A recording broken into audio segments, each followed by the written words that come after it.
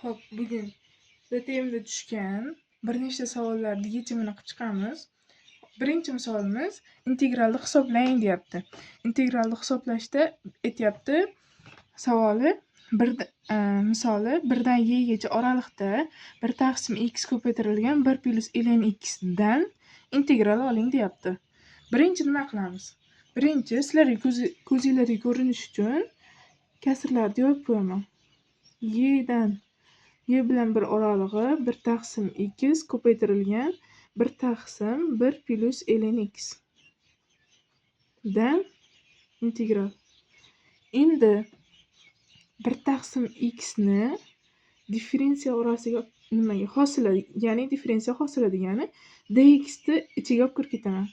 Ya'ni 1 taqsim x qandaydir misol t deb belgilasam, qandaydir sondan, son emas, qandaydir qiymatdan hosila olsam 1 taqsim x chiqishi kerak ekan. 1 taqsim x chiqqan qanday qiymat bor? ln x bor. Shuning uchun 1 taqsim x ni differensiya ostiga olib kirib ketsam, ln x bo'lib kiradi ichkariga. Endi y taqsim 1 1 taqsim 1 plus ln x ko'paytirilgan emas, d qavs ichida ln x plus 1 qilyapman.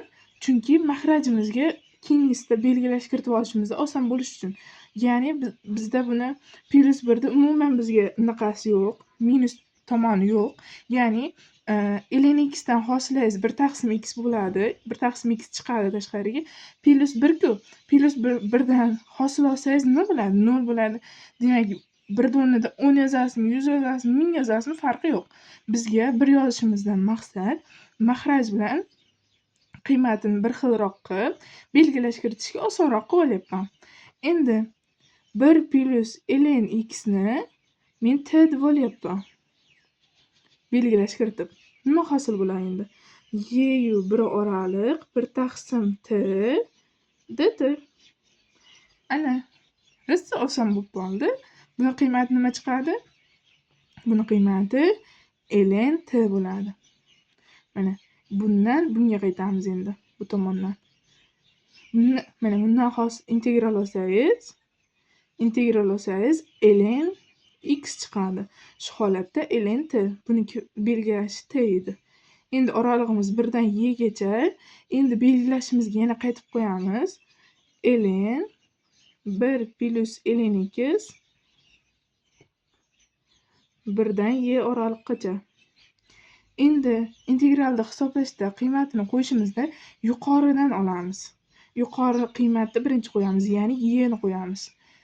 ln 1 plus ln y minus bo'ladi. Pastga oraliq qo'yganingizda orasiga minus qo'yasiz. Endi 1 ni qo'yamiz x o'rniga. ln 1 plus ln 1. Ana, endi qiymati nima bo'ladi? ln bo'ladi 1 plus ln y ni qiymati bizda 1 bo'ladi.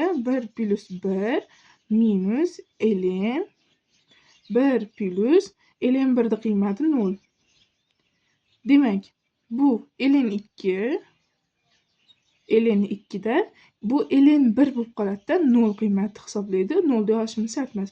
Demak, javob ln 2.